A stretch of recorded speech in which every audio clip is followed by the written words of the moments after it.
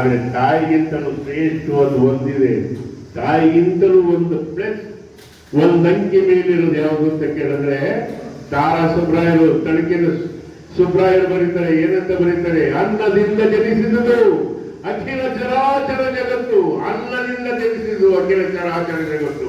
ಇವತ್ತೇನಾದ್ರೂ ಪ್ರಾಣಿ ಪಕ್ಷಿಗಳು ಕ್ರಿಮಿ ಕೀಟಗಳು ನಾವು ನೀವು ಎಲ್ಲರೂ ವಾಸ ಮಾಡ್ತಾ ಇದ್ದೀವಿ ಅಂದ್ರೆ ತಾಯಿ ಸತ್ರು ವಾಸ ಮಾಡ್ತಾ ಇದ್ದೀವಿ. ಆದ್ರೆ ಅನ್ನ ಇಲ್ಲದೆ ಇದ್ರೆ ವಾಸ ಮಾಡಕ್ ಆಗದೇ ಇಲ್ಲ. ಅನ್ನ ಬೇಕು ಮೂಲಾಧಾರ ಹೊಟ್ಟೆಗೆ.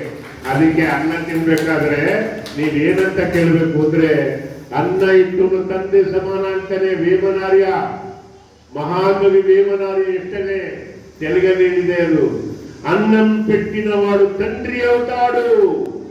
ಅದಕ್ಕೆ ಅನ್ನ ಊಟ ಮಾಡಿದ ತಕ್ಷಣನೇ ನಮ್ಮವ್ರು ಯಾರೇ ಆದ್ರೂ ಅನ್ನಂ ಪರಬ್ರಹ್ಮ ಸ್ವರೂಪಂ ಅನ್ನದಾತೋ ಸುಖೀ ಭವ ಅಂತ ಇದ್ರು.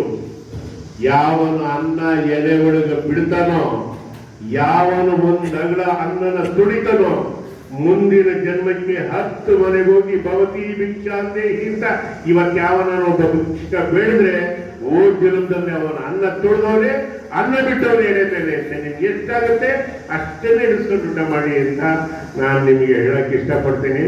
ಬಹಳ ಮುಖ್ಯವಾಗಿ ಅನುಶಾಸನದ ಪರ್ವದ ಬಗ್ಗೆ ಒಂದು ಮಾತು ಹೇಳ್ಬೇಕು ಅಂತ ಯಾವ ಬಂತು ಹೇಳು ಅಂದ್ರೆ ಹೇಳ್ತೀನಿ. ಊಟಕ್ಕೆ ಟೈಮ್ ಆಯ್ತು ಅಂದ್ರೆ ನಿಲ್ಸೋ ನನ್ನ ಮಗನೇ ನಿಲ್ಲಿಸ್ಬಿಡ್ತೀನಿ.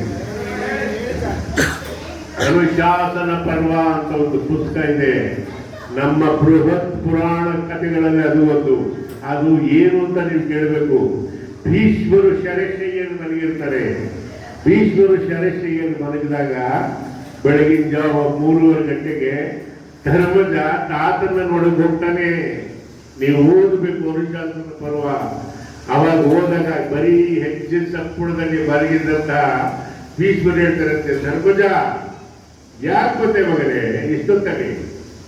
ಅಪರಾತ್ರಿಯಲ್ಲಿ? ಅಪರಾತ್ರಿ ಅಲ್ಲ ತಾತ, ಬೆಳಗಿನ ಜಾವ ಆಗ್ತಾ ಇದೆ. ನೀನು ಹೋಗ್ಬಿಟ್ರೆ ನಮ್ಗೆ ಧರ್ಮದ ಬಗ್ಗೆ ಜಿಜ್ಞಾಸನೆ ಯಾರು ಪರಿಹಾರ ಮಾಡ್ತಾರೆ? ಹೇಳು ಹೇಳು ತಾತ, ಕೇಳ್ಕಂದ. ಸಾವು ಹೆಂಗೆ ಬರುತ್ತೆ ಮನುಷ್ಯನಿಗೆ? ಸಾವು ಹೆಂಗೆ ಬರುತ್ತೆ ಅನ್ನೋದಕ್ಕೆ ಕೇಳ್ತಾರೆ, ನಗ್ತಾರೆ. ಸಾವು ಹೆಂಗೆ ಬರುತ್ತೆ ಅಂದ್ರೆ ಓದ್ಜಲದಲ್ಲಿ ಏನ್ ಪಾಪ ಮಾಡಿದ್ಯಾ ಅದ್ರ ಮೇಲೆ ಬರುತ್ತೆ. ಯಾಕೆ ಈ ಶಬ್ದ ಕೇಳ್ತಾ ಇದೆಯಾ ಅಂದಾಗ ನಾನು ನನ್ನ ತಮ್ಮನ ಸಾವನ್ನ ನೋಡ್ಬಿಟ್ಟೆ, ದುಶ್ಯಾಸನ ನನ್ನ ಸಾವನ್ನ ನೋಡ್ಬಿಟ್ಟೆ, ಅವನ ಹೆಣ ನೋಡ್ಬಿಟ್ಟೆ. ತಾತ ನಿನ್ಗೆ ಹೆಂಗೆ ಹೇಳೋದು? ಹಲ್ಲಿಂದು ಮೇಲ್ಗಡೆ ಹಲ್ಲ ಕಿತ್ತಿದ್ದಾರೆ, ಕರಳು ಬಂದಿದ್ದಾರೆ, ರಕ್ತ ತಗೊಂಡಿದ್ದಾರೆ. ಕರಳನ್ನ ತೆಗೆದುಬಿಟ್ಟು ದ್ರೌಪದಿ ಮಳಿಗಚ್ಚಿ ನನ್ನ ತಮ್ಮ ಭೀಮಸೇನ ಅವನ ರಕ್ತದಿಂದ ತಲೆ ಬಾಚಿ ಕರಳನ್ನು ಹೂವಿನ ಮರಳಿಸಿ ಅವನ ಹಲ್ಲಿನ ಸಟ್ಟನ್ನು ತೆಗೆದು ತಲೆ ಬಾಚಿದ್ದಾನೆ. ಇಷ್ಟು ವಿಕಾರವಾದ ಹೆಣ್ಣನ್ನು ನಾನು ನೋಡಿಲ್ಲ. ಅಳಂಜೂರು ಮಾಡ್ತಾನೆ. ಅದಕ್ಕೆ ಬದುಕಿದ್ದಾಗ ಯಾರ ಜಾತಕದಲ್ಲಾದ್ರೂ ಸಹಿತ ಯಾರಾದ್ರೂ ವಿದ್ವಾಂಸರ ಹತ್ರ ಒಂದು ಇಳ್ದುಕೊಡ್ರಿ, ಕೇಳಿ ತಿಳ್ಕೊಡ್ರಿ. ನನ್ನ ಮಾತು ಸುಳ್ಳಾದ್ರೆ ರಂಗನಾಥ ಸುಳ್ಳು ಅಂತ ತಿಳ್ಕೊಳ್ಳಿ. ನೀವು ಅದನ್ನ ಓದಿದ್ರೆ 5 ಬರುತ್ತೆ. 5 ಪ್ರಶ್ನೆಗೆ 5 ಉತ್ತರ ಬರುತ್ತೆ. ಅದನ್ನು ಓದಿದ್ರೆ ನಿಮ್ಮ ಜಾತಕದಲ್ಲಿ ದುರ್ಮರಣ ಇದ್ರೆ ಪರಿಹಾರವಾಗುತ್ತೆ. ಸತ್ಯವಾಗಲು ರಾತ್ರಿ ಹೊತ್ತು ದುಸ್ವಪ್ನ ಬೀಳ್ತಾ ಇದ್ರೆ ಅದರಿಂದ ದೂರವಾಗ್ತೀರಾ. ನಿಮ್ಮ ಸುತ್ತ ಶಾಕಿನಿ ಡಾಕಿನಿ ಮಾಟ ಮಂತ್ರ ಏನೂ ಬರಲ್ಲ. ಇದು ರಂಗನಾಥ ಸ್ವಾಮಿ ಸತ್ಯವನ್ನು. ಈ ಜಗತ್ತು ನನ್ಗೆ ಏನ್ ಕೊಟ್ಟಿಲ್ಲ, ಎಲ್ಲ ಕೊಟ್ಟಿದೆ. ಒಳ್ಳೆ ಗಾಳಿ, ಬೆಳಕು, ನಿದ್ದೆ, ಊಟ, ಸುವಾಸನೆ, ಒಳ್ಳೆ ಸತ್ಸಂಗ, ಏನೆಲ್ಲ ಕೊಟ್ಟಿದೆ.